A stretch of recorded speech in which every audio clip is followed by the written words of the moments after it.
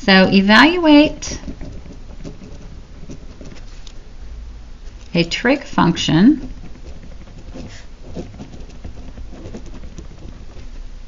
so if tangent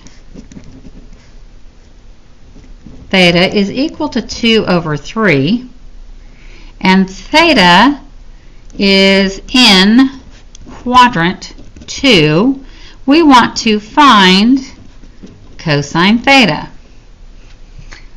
So we need to write cosine theta in terms of tangent theta. Well, how can we write cosine theta in terms of tangent theta? So let me write that down. We want to write cosine theta in terms of tangent theta. Well, if we think about our Pythagorean identities, we have more than just the one that we've used so far. We also happen to have tangent squared theta plus 1 equal to secant squared theta. Well, what does secant have to do with cosine? Well, let's think about that. If we have cosine and we want to find secant, secant goes with cosine, right? Because each of them get a cos, so we know this won't be cosecant with cosine, but it'll be secant. And secant is 1 over the cosine. So if we solve for secant, we would get it in terms of tangent, and then we could take secant and turn it into cosine. So if you're not quite following, let's go through the process a little bit at a time. So if we solve this just like we did the previous problems, we will get secant theta is going to be equal to plus or minus that square root of tangent squared theta plus 1. Now in this case, yes, because the secant is on the other side, we won't have any minuses. So basically all we had to do was take the square root of both sides. Okay, so I just kind of flipped the equation so that it flows better with what I want to do. So square root of secant squared theta gets a secant theta, square root of this side, tangent squared theta plus 1. Now in quadrant 3, because that's what we were told, we're in quadrant, I wrote that too, sorry, quadrant 3. In quadrant 3, secant is going to be negative because cosine is negative in quadrant 3. So secant is negative in quadrant 3. So that means our secant theta will be equal to negative the square root of tangent squared theta plus 1. Now, I talked a moment ago about the connection between secant and cosine. So cosine theta is equal to 1 over secant theta. Well, if secant theta equals this, then this will be equal to 1 over negative the square root of tangent squared theta plus 1. So in this case, we have solved our tangent as far as putting it in terms of cosine. Now, what did tangent theta equal at the very beginning? Well, it equaled to 2/3. So let's plug 2/3 in for our tangent. So that means we are going to say that this is equal to 1 over the negative. Now the square root of, or the tangent squared is going to be 2/3 squared plus 1. Well, what does 2/3 squared equal to? Well, 2 squared is going to be 4, and 3 squared will be 9. Well, I want to add that 1 to it, so I can write 1 as anything I want, so I'm going to write it as 9 over 9. That way I have a common denominator that I can add. Well, 4 plus 9 is going to give me 13.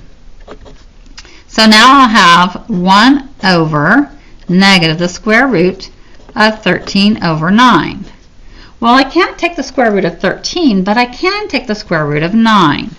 So this will equal 1 over the negative of the square root of 13 over 3, because the square root of 9 is equal to 3. Now, as I have discussed previously with your tests, you can't have a negative square root of 13 over 3 underneath there. You can't have that triple sitting there. It's just not kosher to do that. So we are going to then multiply by the reciprocal, because we don't divide by fractions, we multiply by the reciprocal. So when I flip that over, we'll get negative 3 over the square root of 13. Now if we want to rationalize that, it's going to become negative 3, the square root of 13 over 13, and that would be our final answer on that. So a little bit of steps going on there, but not too bad. So let's evaluate another trig function, and I believe we will, let's see if we can fit it on here. I'm not sure if it'll quite fit, but I think we'll be close. Alright, so we want to evaluate another trig function, and we're going to say that secant theta is equal to 2, and it will be into quadrant 4.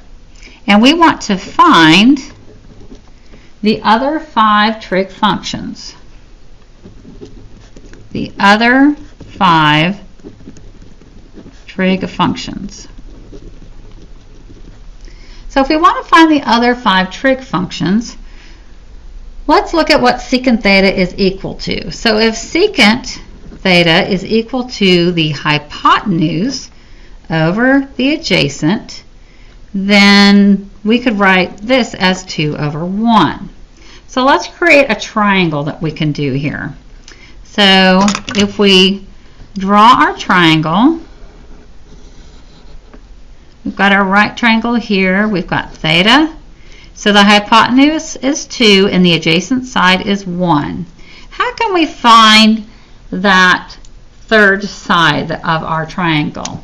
Well, if we remember back to a squared plus b squared equals to c squared, we could say this is a, so we've got 1 squared, so we can say this is a, well, this would be little a, little b, and c. So 1 squared plus b squared will be equal to c squared, which is 2. Well, that's going to get us 1 plus b squared is equal to 4. If I subtract 1 from both sides, I get b squared is equal to 3. If I take the square root of both sides, then I will get b is equal to the square root of 3. Now, can that be negative? Well, no, it can't be, and I see that we're off the chart. Let me move this up. It can't be negative because we're talking distance, right? So the square root of b squared, when we do that, we're not going to do plus or minus. So this will actually be equal to the square root of 3 right there. Now with that, we can find our trig functions. So sine is going to be, sine theta is going to be equal to the opposite over the hypotenuse. So the opposite of theta will be the square root of 3 over 2, which is our hypotenuse. If we want to do cosine theta is equal to the adjacent over the hypotenuse, and the adjacent is going to be equal to 1. Hypotenuse is over 2, so it's 1/2. Now, the opposite of sine, or the complement kind of it, is going to be cosecant, right? So if we do cosecant theta, it's going to be the reverse of this, right? Because cosecant is going to be the adjacent, oops, sorry, wrong one, the hypotenuse over the opposite. I'm enjoying using pencil this time. So hypotenuse over the opposite, which will be 2 over the square root of 3, which we could rationalize to be 2 square root of 3 over 3. So if we want to do cosecant to go with cosine, cosecant theta is going to be the hypotenuse over the adjacent, which will be 2 over 1, which is just 2.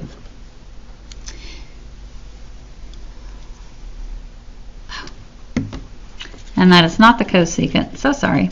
This would be the secant, secant theta. And we were already told that one right over here, but that way we're in the habit of looking at them through the eyes of our trig functions. Now, what about tangent theta? So tangent theta is going to be equal to the opposite over the adjacent. The opposite is going to be the square root of 3, and the adjacent is 1, so that'll just be the square root of 3. And then we have cotangent. So cotangent theta will be equal to the adjacent over the opposite, which will be 1 over the square root of 3, which we could rationalize to be the square root of 3 over 3. Now, the next thing we are looking at is the area of triangles. And with the area of triangles, we are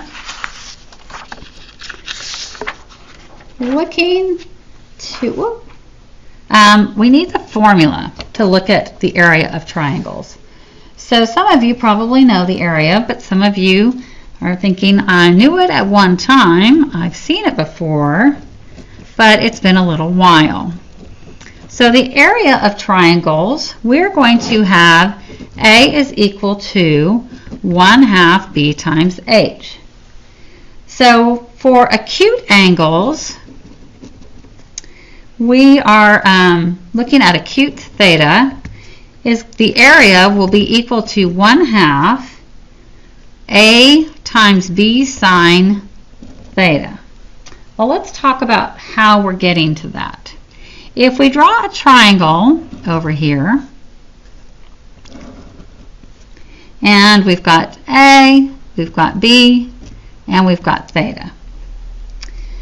If we want to find the height on this, it's going to be, our H is right here, and the height will be equal to, we've got sine theta, and we've got sine theta, and it'll be B times our sine theta. Now, if we come over to this spot over here, this here then is our height. And the A is going to be the base of the triangle. Well, that makes sense. We've got the base going on right here. So we've got the height, and we've got our base. So it's still the base times the height. It's just the A and the B are kind of backwards. Alrighty, so if it's not acute, probably going to tell you it's obtuse, then the H is equal to B sine 180 degrees minus theta, which is still going to be equal to B sine theta. So in both instances, in both thetas, we are going to find that the area is going to be equal to 1/2 AB sine theta. All right, let's find the area of a triangle. This will finish up our lesson. So if we want to find the area of a triangle, and we're going to use that formula of 1/2 AB sine theta. And here's our triangle. This theta is 120 degrees. I know it doesn't look to scale on mine. I've got A, I've got B, and I've got C. This is 3 centimeters, and this is 10 centimeters. So plugging these things in, we will have A is equal to 1/2, and our A is going to be 10. Our B is going to be 3, and our sine will be 120. So this will equal, so we can do 2 goes into 10, which would be 5. 5 times 3 is 15 sine of 120 degrees, because you could write those each over 1. So 15 sine of 60, because if we wanted to find the reference angle of 120, if we take 180 minus 120, we will get 60. So 15 sine of 60 degrees, knowing that that's our reference angle. Then that would be 15. Now the sine of 60 would be where the square root, or the pi over 3 is the sine of 60 on our unit circle. And sine of that terminal point is going to be the square root of 3 over 2.